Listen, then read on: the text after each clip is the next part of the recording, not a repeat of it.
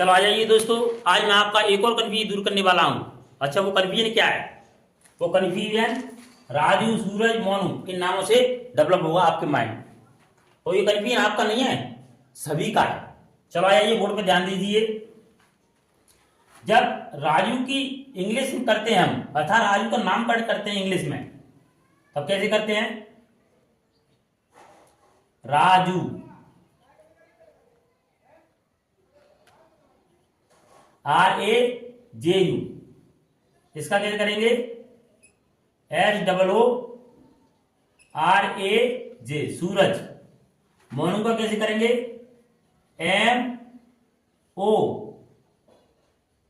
MONU, Monu.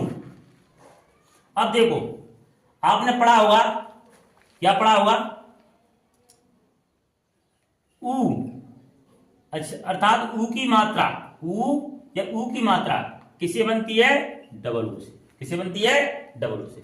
लेकिन यहां पर देखिए, राजू, ये ऊ की मात्रा है ना, ऊ की, राजू ऊ, यू से बन रही है लास्ट में। यहां पर सू, ऊ की मात्रा डबल ओ से बन रही है, या नू, ऊ की मात्रा यू से बन रही है। अच्छा, लास्ट में ये यू से बन रही है और कहीं पर डबल ओ से बन रही है, तो यहां पर ऊ की मात्रा डबल ओ से क्यों नहीं बनी? यहां पर ऊ की मात्रा डबल ओ से क्यों नहीं बनी? यू से क्यों बनाई? अच्छा, डबल ओ लिख देंगे, गलत हो जाएगा। हाँ, गलत हो जाएगा। हाँ, तो यहां पर डबल ओ से क्यों नहीं बनाया, यहां पर यू से ही क्यों बनाया ऊ की मात्रा? तो ये आपका कन्फ्यूजन है, तो इस कन्फ्यूजन को दूर करते हैं, थोड़ा टाइम जरूर लगेगा। चलो आ जाइए, बोर्ड पे ध्यान दीजिए। देखो, हिंदी में 4 मूल स्वर होते हैं, अ, इ, उ, रि। इनकी जब हिंदी से इंग्लिश होती है, अ ए से बनता है, ए आई से बनता है, उ यू से बनता है, ए आर आई से। एक बड़ी वाली होती है री, AREE से बनती है, ये आपको संस्कृत में मिलेगी। हाँ, अब देखो, यहां पर ऊ, ऊ प्लस के ऊ मिलकर क्या बनता है? ऊ बनता है।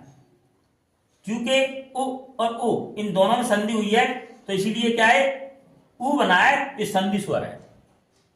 आपने देखा होगा कि अ मिलकर आ बनता है, ए मिलकर ई बनता है, ओ मिलकर ऊ बनता है, रे मिलकर के री बनता है, जो कि संस्कृत में चला जाता है। संस्कृत में पढ़ते हैं हम संधियों को।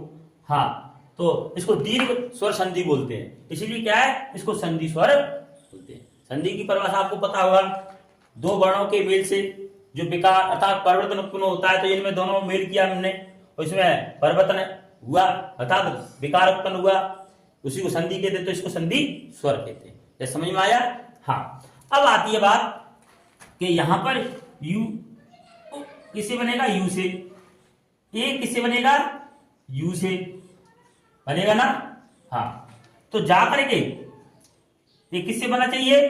ओ मिलेगा यू, डबल यू से।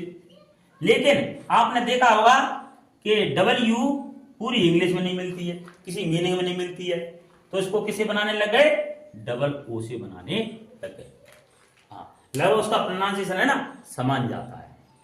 हिंदी को पूरी तरह से इंग्लिश में कन्वर्ट नहीं कर सकते, और इंग्लिश को पूरी तरह से हिंदी में कन्वर्ट नहीं कर सकते। कुछ जो लैंग्वेज होती हैं, उनके मूलभूत सिद्धांत होते हैं, वो कन्वर्ट नहीं हो पाते हैं। जैसे देखिए,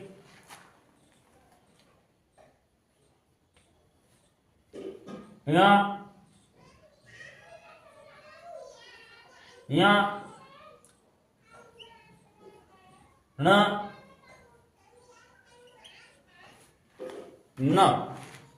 अब देखो, इन चारों की इंग्लिश क्या होती है? चारों की क्या होती है? ये बनते हैं एन ए पे। लेकिन हिंदी में थोड़ा डिफरेंस है। क्या डिफरेंस है? एक कंठ से बोलता है, किसे बोलता है? कंठ से,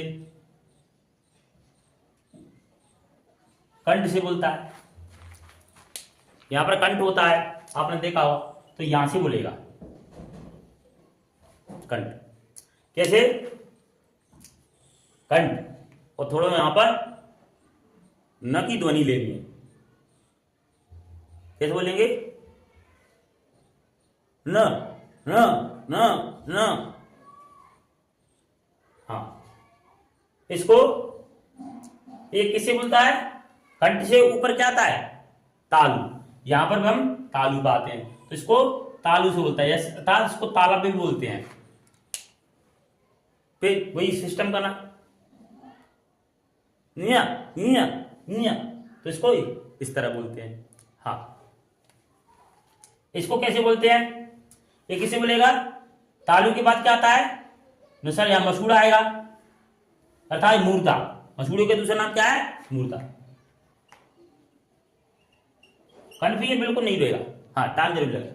मूर्धा, तो मूर्धा यहां पर न न न, थोड़ा थोड़ा अंतर रहता है। हाँ, और ये है ना, जब मसूड़े के बाद अर्थात मूर्धा के बाद क्या आता है? दांत, द न न, ये दांतों से बोलता है। तो हिंदी में तो थोड़ा थोड़ा अंतर है, लेकिन ये इस अंतर को इंग्लिश नहीं समझ पाई, तो उन्होंने क्या किया? इसको एन से बना दिया, तो इनमें अंतर है। इसी तरह क्या है कि जब ओ ओ, ये डबल ओ, ये क्या है?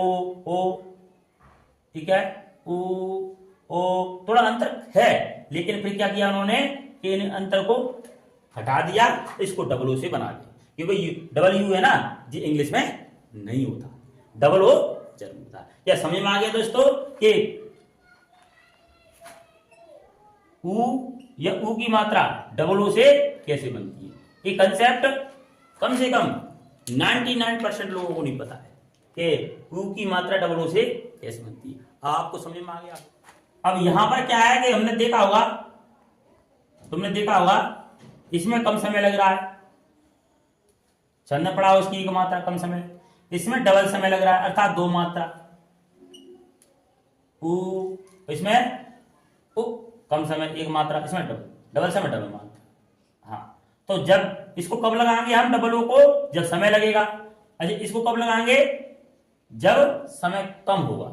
हाँ, तो देखिए राजू, राजू, तो देखो यहां पर समय है ना, राजू, समय कम लगा, अर्थात इसमें यहां पर ही अटक के रहेगी, तो यहां पर यू से बनेगा न के डब्ल्यू से।